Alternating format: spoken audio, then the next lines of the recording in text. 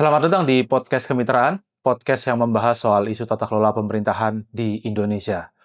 Kemitraan sedang ada di Provinsi Jawa Tengah dan berkesempatan untuk bertemu dengan Kepala Dinas Lingkungan Hidup dan Kehutanan Provinsi Jawa Tengah, Bapak Widi Hartanto STMT. Apa kabar, Pak? Alhamdulillah sehat, Mas. Nggih. Ya. Alhamdulillah Jawa Tengah kemarin mendapatkan penghargaan dari Pak Menteri LH nggih, soal program Jawa Tengah Asri. Boleh cerita, Pak? Apa itu, Ya, Pak? jadi menindaklanjuti arahan Bapak Presiden tentang Gerakan Indonesia Asri, pemerintah Provinsi Jawa Tengah, dalam hal ini Bapak Gubernur telah menerbitkan surat edaran kepada Bupati Wali Kota se-Jawa Tengah, juga Kepala OPD dan BUMD untuk melakukan Gerakan Jawa Tengah Asri. Ya, jadi surat edaran Gubernur Jawa Tengah tentang Gerakan Jawa Tengah Asri yang di dalamnya berisi arahan untuk melakukan aksi bersih. Jadi dilakukan setiap hari Selasa dan hari Jumat.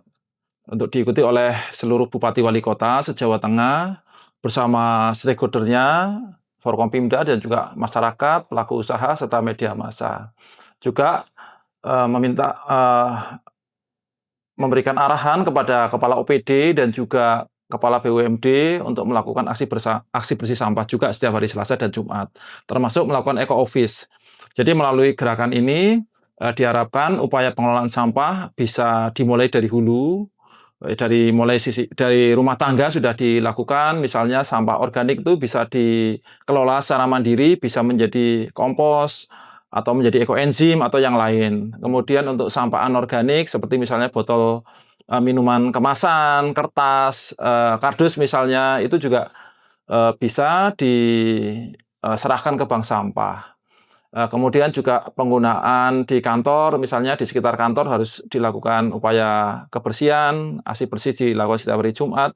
Juga di dalam kantor misalnya itu harus dilakukan, kalau konsepnya adalah eco office ya. Jadi misalnya penggunaan kertas ya bisa digunakan bolak-balik atau mengurangi penggunaan kertas. Ini juga hal yang sangat baik dan masih banyak lagi upaya-upaya yang dilakukan di kantor. Kemudian di tanggal 24 pada hari Selasa 24 Februari tahun 2026, Bapak Gubernur telah mencanangkan Gerakan Jawa Tengah Asri dipusatkan di Pantai Jodo, Desa Sidorejo, Kecamatan Gringsing, Kabupaten Batang. Diikuti oleh Forkompimda Provinsi, Bupati Batang, dan juga Forkompimda Kabupaten Batang, pelaku usaha, kemudian dari masyarakat, mahasiswa, pelajar, dan juga perguruan tinggi. Diikuti sekitar 1.500 peserta di Pantai Jodo dan secara online diikuti oleh seluruh Bupati Wali Kota se-Jawa Tengah. Jadi Bupati Wali Kota se-Jawa Tengah juga melakukan aksi yang sama, aksi bersih sampah. Kemudian setelah itu dilakukan dialog interaktif, melaporkan kegiatan yang sudah dilakukan di masing-masing kabupaten. Baik, kan Asri ini salah satu tujuannya adalah menyelesaikan persoalan sampah, gitu. Ya. Dan persoalan sampah itu tidak hanya menjadi tantangannya Provinsi Jawa Tengah, bahkan mungkin hampir seluruh wilayah di Indonesia. Ya. Makanya di dalam targetnya Presiden ada RPJMN fokus di bagaimana pengelolaan sampah, gitu. Kalau di Jawa Tengah sendiri, Pak, tantangan utama pengelolaan sampah ada di mana sih, Pak? Ya, jadi melalui Gerakan Jawa Tengah Asri, aman, sehat, resik, indah.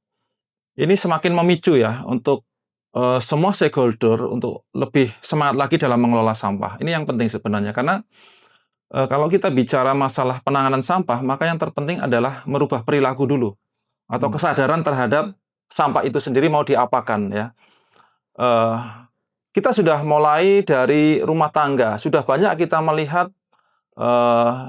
rumah tangga yang sudah melakukan pengolahan sampah, ya, sudah membuat jugangan ya, paling sederhana itu jugangan ya. Jadi sampah-sampah organik sebenarnya dimasukkan ke jugang. Organik ya, jangan dicampur dengan yang anorganik ya. Jadi hanya sampah organik, misalnya kalau di rumah tangga itu sisa ketika memasak ada sayuran yang tersisa, kemudian mungkin daun-daunan ya, habis menyapu halaman itu bisa dimasukkan ke dalam satu lubang dan itu bisa menjadi kompos nanti. Di kemudian hari ketika itu sudah terjadi pembusukan, pengurehan, itu bisa digunakan, dimanfaatkan sebagai kompos. Bahkan di kantor saya, kami sudah ada komposter, baik yang dilakukan di biopori atau di jugangan, atau yang memang tempat komposter itu sendiri kami juga memiliki yang menggunakan alat ya, atau menggunakan eh, E4 ya ini M4 produknya yang untuk mempercepat pengurai. penguraian itu. Jadi ini yang sudah harus dilakukan oleh kita semua, sehingga kalau sampah organik itu sudah selesai di hulu, atau sampah organik juga, maka beban di TPA yang saat ini masih berjalan ya, tempat pemrosesan akhir itu menjadi berkurang gitu. Kalau saat ini kan kita masih melihat sampah itu masih tercampur jadi satu, sehingga semua dibawa ke TPA, tempat pemrosesan akhir, sehingga menjadi overload ya, melebihi kapasitas.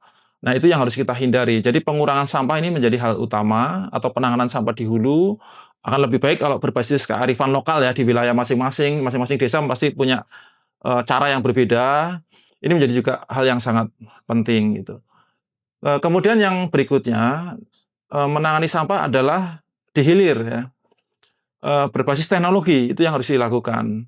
Misal di TPS 3R ya, itu juga bisa. Jadi di TPS 3R itu banyak yang sudah melakukan upaya-upaya untuk sampah organik juga sudah dipilah di situ. Ya, pemilihannya ada di TPS 3R ya. Jadi sampah organik juga menjadi untuk konsumsi maggot ya, juga untuk kompos atau yang lain. Kemudian yang organik juga dipilah bisa dijual. Yang plastik juga bisa dijual juga karena sekarang banyak off-taker yang bisa menerima sampah plastik ya. Yang kemudian yang terakhir adalah di TPA, di tempat pemrosesan akhir. Atau sekarang sudah bertransformasi menjadi TPST di beberapa daerah. Ini juga sangat penting ya, karena tanpa teknologi yang tepat, maka pengolahan sampah di hilir ini juga akan mengalami kesulitan gitu. Jadi banyak sekali TPA yang saat ini berjalan itu masih ya, tidak optimal ya, tidak optimal karena beberapa masih menggunakan menerapkan masih open dumping ya, masih terbuka ya. Jadi sampahnya diletakkan saja di TPA, tidak dilakukan upaya yang lain ya. Yang mestinya yang benar kan harus dilakukan penimbunan misalnya setiap 2 hari sekali atau seminggu sekali. Misalnya dengan metode kontrol landfill atau sanitary landfill. Bahkan gasnya pun bisa diambil ya, gas metannya bisa diambil. Ini pendekatan teknologi ya. Dan yang lebih terbaru lagi adalah dengan pendekatan transformasi teknologi menjadi produk untuk bahan baku substitusi bahan bakar pabrik semen ya, menjadi RDF ya, produk RDF. Ini juga terobosan yang sangat baik ya. Dan yang sekarang sedang mulai digulirkan, sudah mulai hampir jalan itu adalah pengolahan sampah menjadi energi listrik ya. Misalnya di Kota Semarang, Semarang Raya. Ini mudah-mudahan di tahun 2026 ini sudah mulai dibangun untuk pengolahan sampah menjadi energi listrik. Nanti meliputi Kota Semarang dan Kabupaten Kendal. Ya, kita harapkan nanti kabupaten-kabupaten yang lain juga ikut menerapkan ya untuk PSL ini. Untuk yang RDF sebenarnya sudah banyak yang berjalan, dan sekarang di Jawa Tengah yang sudah baik untuk pengolahan sampah adalah di Kabupaten Banyumas. Jadi Kabupaten Banyumas itu sudah selesai sampah di tingkat-tingkat kecamatan. Jadi di tingkat-tingkat wilayah itu sudah selesai, dan untuk di tingkat kabupaten yang terakhir adalah dengan TPA BLE, berbasis lingkungan dan edukasi. Jadi tidak ada lagi TPA ya, tidak ada lagi sampah yang konvensional. Jadi sampahnya diletakkan begitu saja tanpa diolah sama sekali. Iya. Gitu. Jadi kuncinya ada di partisipasi masyarakat. Gitu. Ya, bicara soal partisipasi masyarakat, Pak. Ya. Jadi kan sebenarnya tadi Bapak menyampaikan prosesnya di hulu, tengah sama hilir gitu ya. Kalau bicara hilir kan berarti bicara di hulu berarti kan masyarakatnya, Pak. Di rumah tangga. Di rumah tangga begitu ya. Apa sih edukasi yang kemudian dilakukan oleh pemerintah provinsi untuk menyadarkan masyarakat soal pentingnya pengelolaan sampah? Ya, kita harus melakukan komunikasi, kemudian penyampaian informasi, dan juga edukasi kepada masyarakat dan juga stakeholder yang lain. Karena tanpa kita memberikan sosialisasi ke masyarakat, tentu pemahamannya juga menjadi kurang maksimal ya. Sehingga melalui stakeholder ya, kami bekerjasama dengan pegiat lingkungan, kemudian komunitas, organisasi kemasyarakatan untuk mensosialisasikan masalah sampah ini. Termasuk juga PKK misalnya ya, juga kami bekerja sama untuk mensosialisasikan ini supaya ini bisa berjalan dengan baik ya. Karena tanpa ada partisipasi yang kuat, ini akan sulit ya. Karena memilah sampah dari rumah ini bukan perkara yang bisa langsung dijalankan ya begitu saja dengan cepat ya. Perlu pendekatan, perlu edukasi secara terus-menerus kepada masyarakat ini. Itu saya kira. Iya, baik, menarik. Bicara soal sampah kan juga seringkali kalau kita lihat gitu ya, berita-berita tidak hanya mungkin di Jawa Tengah sudah mulai bisa dikontrol, tapi di wilayah yang lain itu dia mengotori sepanjang pantai, Pak. Ya, Nah, ya. itu kan karena kan memang biasanya ada kebiasaan yang perlu diubah, membuang ke sungai, terus kemudian bermuara di pantai. Jadi pantai-pantai kita juga jadi kotor, Pak. Nah, kalau untuk di Jawa Tengah, apakah itu juga sedang dialami dan bagaimana cara menyelesaikannya, Pak? Ya, salah satu permasalahan sampah di Jawa Tengah adalah banyaknya sampah yang ada di wilayah-wilayah tertentu ya, misalnya di pantai, di tempat-tempat wisata, ya, kemudian di pasar ya, kalau di pasar memang sering ya. Kemudian juga area-area lain ya, misalnya di sungai, itu sering terjadi kita lihat ya. Bahkan di dekat-dekat saluran irigasi ya, memang mungkin tidak di irigasinya, tapi di kanan kirinya, itu juga sering kita jumpai tumpukan sampah liar.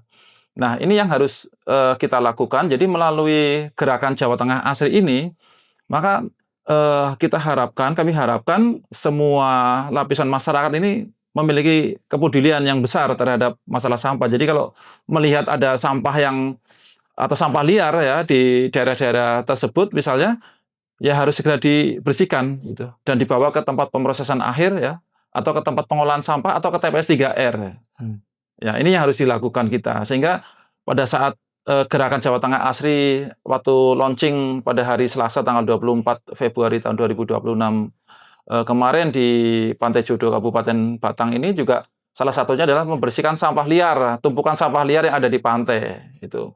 Jadi karena memang masalah pelayanan ya, masalah pelayanan pengangkutan sampah ini juga menjadi masalah karena keterbatasan anggaran, keterbatasan sarana pengangkutan untuk dibawa ke TPST atau ke TPA ini juga masih terbatas ya. Jadi yang terpenting adalah partisipasi masyarakat itu yang harus digalakkan ya. Tanpa partisipasi masyarakat maka dengan sumber daya yang besar yang dimiliki oleh pemerintah daerah, khususnya pemerintah daerah kabupaten juga akan sulit untuk berhasil dalam menangani sampah itu. Baik. Nah, bicara sampah terus kemudian tadi juga ngomong pesisir pantai gitu. Betul. Jawa Tengah kan juga dikaruniai dengan luas pesisir pantai yang cukup panjang, Ya, Pak ya. ya. Dan itu juga pasti ada tantangannya, Pak. Betul. Di pesisir pantai Jawa Tengah itu tantangannya apa sih, Pak, sebenarnya, Pak? Ya, ada dua ya yang kami klasifikasikan untuk pesisir Jawa Tengah ya, di Pantura, Pantai Utara dan Pantai Selatan. Kalau di Pantai Utara kecenderungannya banyak abrasi, ya, banyak abrasi misalnya di Kabupaten Demak, Kota Semarang, kemudian Kabupaten Kendal, Kabupaten Batang, Pemalang, Tegal, dan juga Brebes. Ini juga potensi abrasinya tinggi. Pekalongan ya, termasuk Kabupaten Pekalongan dan Kota Pekalongan. Ini juga menjadi perhatian kami dalam penanganan permasalahan pesisir. Jadi termasuk faktor perubahan iklim ya, ini juga mempengaruhi. Jadi naiknya muka air laut, kemudian ada land subsidence ini juga mempengaruhi permasalahan lingkungan di wilayah pesisir utara khususnya. Jadi upaya-upaya untuk melakukan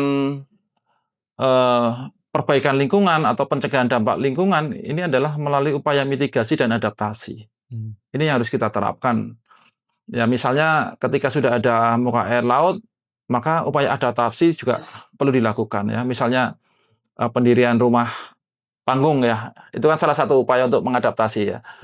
Tapi upaya-upaya mitigasi saya kira perlu dilakukan, khususnya dari sisi lingkungan. Misalnya ada tanggul laut ya, yang sedang dibangun di beberapa tempat ya, termasuk yang di Kabupaten Demak, kemudian di Kota Pekalongan. Ini juga menjadi hal penting ya, sebagai upaya untuk mengurangi abrasi atau permasalahan di wilayah pesisir.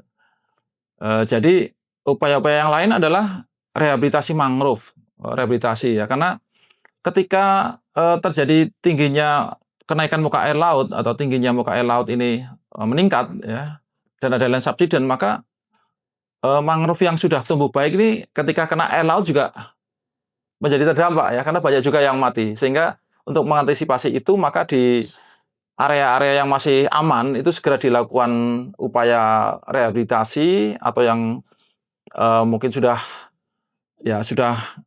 rusak ya, segera dilakukan penanaman mangrove. Dan tetap harus dijaga nih oleh kita semua ya, oleh masyarakat juga, termasuk oleh kelompok-kelompok masyarakat. Jadi Bapak Gubernur telah mencanangkan pada tanggal 5 Juni tahun 2025 yang lalu, mencanangkan untuk gerakan Magrisegoro juga melakukan penanaman mangrove, dan sudah tertanam pada saat itu 200.000 batang mangrove ya. Di seluruh pesisir. Di seluruh pesisir, pantai utara dan pantai selatan. Kemudian pada tanggal 5 Juni tahun 2020, tanggal 15, saya ulangi ya, tanggal 15 Oktober tahun 2025 dilakukan penanaman di Kabupaten Kendal, serentak juga dengan 17 kabupaten kota seluruh Jawa Tengah melakukan penanaman mangrove Magrisegoro, ditanam 1,3 juta batang serentak, diikuti oleh di lokasi 264 titik dan diikuti oleh 150 kelompok masyarakat di Jawa Tengah, sehingga mendapatkan rekor muri ya, penanaman mangrove terbanyak. Itu. Jadi inilah upaya-upaya yang dilakukan, sehingga melalui program prioritas Bapak Gubernur Magrisegoro diharapkan seluruh stakeholder ini bisa ikut berkontribusi untuk penanaman mangrove. Dan kami menyampaikan apresiasi karena mahasiswa, kemudian pegiat-pegiat lingkungan ini juga aktif untuk melakukan penanaman mangrove ya, termasuk mahasiswa, perguruan tinggi ya. Bahkan dari perusahaan juga sama melakukan penanaman mangrove ya. Ini adalah langkah yang sangat baik, yang sangat kami apresiasi, sehingga harapannya menanam mangrove ini tidak harus dilakukan oleh pemerintah daerah saja, tapi semua stakeholder juga ikut menanam. Dan kami juga mengapresiasi beberapa pelaku usaha ikut berkontribusi untuk melakukan penanaman mangrove. Misalnya kalau yang di Batang ada PT Bimasena Power Indonesia, itu juga ikut berkontribusi menanam mangrove ya. Kemudian ada PT Pelindo, PLN, juga banyak perusahaan yang lain yang ikut melakukan penanaman mangrove. Ya. Okay. Mangrove ini kan jadi pendekatannya Jawa Tengah untuk Magrisegoro. Betul. Basisnya adalah basis alam gitu. Betul. Ya. Nah, itu kan namanya juga basisnya alam, terus kemudian mangrove itu kan ada rentang tumbuh dan potensi mati dan sebagainya. Apa yang dilakukan oleh pemerintah Provinsi Jawa Tengah dan teman-teman pegiat lingkungan untuk memelihara yang sudah ditanam, Pak? Kami selalu berkomunikasi dengan teman-teman pegiat lingkungan ya. Ini yang sangat penting saya kira. Jadi kita harus berkomunikasi, menjaga ini tetap berjalan dengan makin intens ya, supaya kita bisa sharing ya, bahwa mangrove ini ketika ditanam tidak bisa ditinggal begitu saja, jadi harus dirawat ya. Dan ini kebetulan kami juga membina kelompok tani hutan yang ada di wilayah pesisir. Ini bisa juga ikut membantu untuk merawat mangrove yang telah ditanam, ataupun mangrove-mangrove yang sudah tumbuh besar ya, karena di beberapa tempat sudah ditetapkan sebagai kawasan ekosistem esensial. Misalnya di Kabupaten Rembang sudah ditetapkan sebagai kawasan ekosistem esensial Pasar Bangi ya. Jadi kawasan ekosistem esensial mangrove Pasar Bangi di Kabupaten Rembang. Kemudian di Kabupaten Pemalang ini sudah ditetapkan sebagai kawasan ekosistem esensial mangrove Mojo. Kemudian di Kabupaten Kebumen juga sudah ditetapkan sebagai kawasan ekosistem esensial mangrove Muara Kali Ijo. Ini adalah supaya upaya-upaya yang dilakukan oleh pemerintah daerah dan juga stakeholder dan juga pemerintah kabupaten untuk menjaga mangrove ini bisa tumbuh dengan baik dan berkembang dan tidak dirusak ya, artinya tidak mengalami kerusakan itu. Jadi di sana ada pengelolanya, ada pengelola KEE-nya yang ikut membantu kami. Ya biasanya ada kelompok tani hutan atau ada Pokdarwis yang ikut mengelola itu. Jadi termasuk yang ada di wilayah pantai utara dan pantai selatan. Jadi pada saat Magrisegoro juga di wilayah pantai selatan juga ikut sama ya. Walaupun di sana masih relatif baik ya, tidak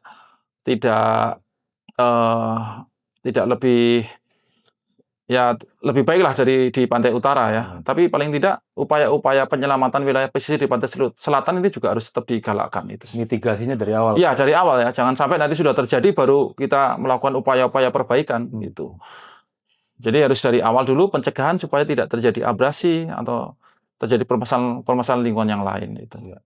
Nah, di pantai utara kan relatif tantangannya lebih berat, Pak, Ya, ya. karena abrasinya sudah relatif Betul. juga lebih besar Mm. begitu. Di Kota Pekalongan Betul. misalnya, kan ketika menanam mangrove butuh media tanam yang ideal gitu Ya, ya. betul. Sementara di Kota Pekalongan banjirropnya sudah relatif besar Ya. gitu, Pak. Makanya di Kota Pekalongan ada inisiatif untuk membangun breakwater sebagai pelindung mangrove, Iya. tanaman mangrove dari gempuran Iya. ombak gitu, Pak. Pendapat Bapak apa tuh, Pak?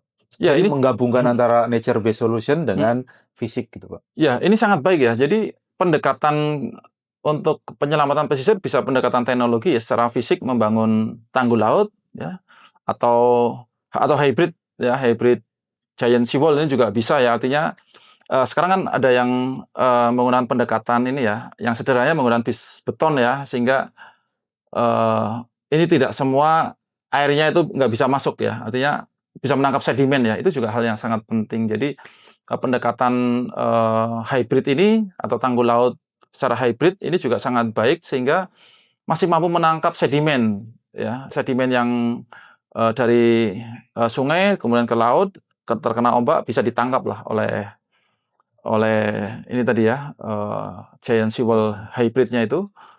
Ini menjadi langkah yang sangat baik sehingga ombak ini bisa diarahkan ya dengan baik, dan nanti ketika ada sedimen yang tertangkap maka bisa ditanami dengan mangrove. Ini salah satu upaya-upaya yang bisa kita lakukan, dan ini sudah berjalan di Kota Pekalongan dan juga Kabupaten Pekalongan, juga di Kabupaten Demak, dan kami menyampaikan apresiasi terhadap upaya-upaya yang dilakukan oleh kemitraan di Kota Pekalongan dengan membangun breakwater atau tanggul laut ya. Ini sebagai upaya yang sangat baik untuk upaya mitigasi dampak perubahan iklim ini, khususnya di Kota Pekalongan.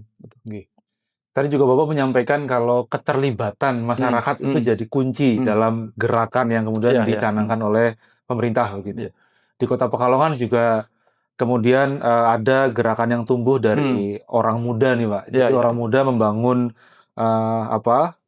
kelompok tani hutan. Karena kan memang tantangan ketika menanam mangrove itu ada pada bibitnya yang juga terbatas kan, Pak. Tidak semua orang membudidayakan itu begitu. Nah, teman-teman orang muda di Kota Pekalongan itu membangun KTH untuk pembibitan, Pak.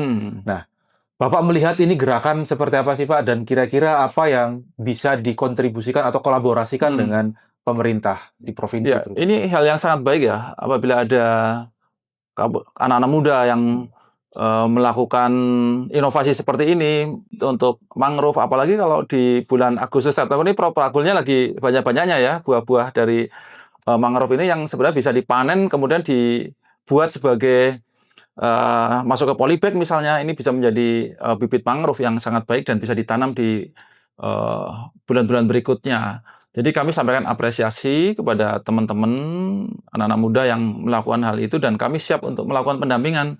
Jadi kami di Dinas Lingkungan Hidup dan Kehutanan Provinsi Jawa Tengah memiliki penyuluh kehutanan, ya, penyuluh kehutanan di wilayah pesisir juga yang bisa berkolaborasi dengan anak-anak muda tersebut. Ya, nanti akan kami hubungkan supaya ini bisa sinergi, upaya-upayanya bisa didampingi seperti apa, dan ini yang kami harapkan seperti itu ya. Jadi harus ada gerakan-gerakan dari masyarakat untuk menyelamatkan pesisir ya. Jadi semuanya bergerak bersama. Kalau itu sudah terlaksana dengan baik, saya yakin maka wilayah pesisir ini bisa kita kurangi dampak-dampaknya, sehingga dari dampak perubahan iklim ini yang kita rasakan saat ini, ada perubahan cuaca ya, tadi ada kenaikan muka air laut dan subsiden, ini bisa kita kurangi ya, bisa kita kurangi melalui gerakan-gerakan yang dilakukan oleh masyarakat itu. Dan yang sangat penting sebenarnya di wilayah hulu juga harus dilakukan perbaikan. Karena kalau kita semua berkonsentrasi di wilayah pesisir, maka ya akan menjadi tidak maksimal. Jadi wilayah hulu juga harus dilakukan rehabilitasi hutan dan lahan, dilakukan penanaman ya, supaya nanti hutan-hutan kita bisa ya terjaga ya. Kalau hutannya sudah terjaga, sudah mengalami perbaikan, maka ketika terjadi hujan lebat, ini erosinya berkurang. Jadi air yang masuk ke sungai itu menjadi berkurang, otomatis ini juga akan mempengaruhi di wilayah pesisir ya. Bisa mengurangi dampak dari rob itu sendiri ya, karena tidak bertambah dari air yang dari atas itu. Gitu Mas Arif. Gih, Pak. selain pembibitan mangrove, ini kelompok muda juga mencoba mencari alternatif penghidupan, Pak. Ya, Karena ya. kan memang bagaimanapun ketika gerakan itu harus ditopang dengan kebutuhan Ya, ekonomi, ya. Pak. Nah, teman-teman ini mencoba memanfaatkan seperti propagul tadi Ya, ya. untuk pewarna alami. Karena memang Kota Pekalongan kan kota Ya, batik, ya, Pak. batik ya. Nah, jadi pewarna alami menggunakan apa yang ada, salah satunya adalah propagul gitu. Jadi memang kebutuhan-kebutuhan itu perlu didampingi, Pak. Ya. Nah, di Pemprov sendiri kira-kira ada nggak bantuan atau dukungan pendampingan terhadap peningkatan kapasitas orang muda di situ, Ya, Pak? tentu ada ya. Kami juga mengembangkan ekoprint ya. Jadi batik yang ini model pewarnaannya itu tidak dari pewarna kimia, tapi juga dari daun-daunan ya. Tidak hanya mangrove ya, tapi juga ada daun-daun yang lain yang ini ditempel di kain tersebut nanti bisa menjadi batik. Nah, pengembangan yang lain seperti tadi disampaikan untuk anak muda misalnya dari propagul ini menjadi pewarna alam ini sangat baik ya, karena salah satu pencemaran air yang ada di Jawa Tengah adalah dari kegiatan-kegiatan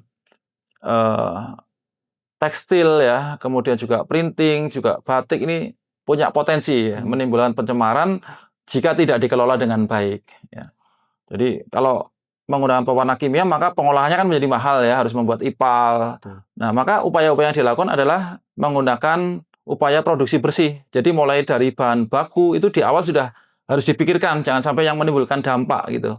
Maka tadi upaya menggunakan bahan-bahan alami seperti propagul ini sangat baik ya, karena ketika itu menggunakan bahan-bahan yang bukan dari kimia buatan ya, dari pewarna buatan, maka itu pengolahannya akan lebih mudah.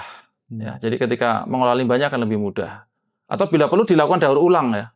Jadi limbah yang sudah terbentuk nanti didaur ulang lagi atau digunakan kembali untuk pencucian misalnya. Ini sangat baik. Jadi bisa mengurangi air limbah yang keluar ke sungai gitu.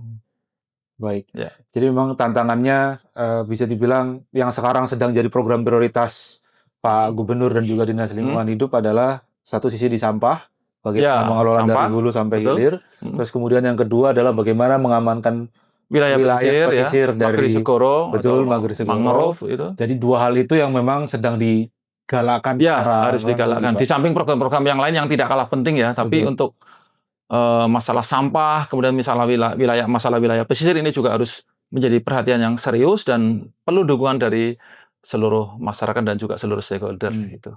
Baik, Pak. Pertanyaan terakhir, Pak. Harapannya, Pak. Tadi kan Bapak juga mention soal pentingnya keterlibatan semua pihak, tidak hanya pemerintah, karena tidak bisa bekerja tidak bisa bekerja sendiri gitu, Pak.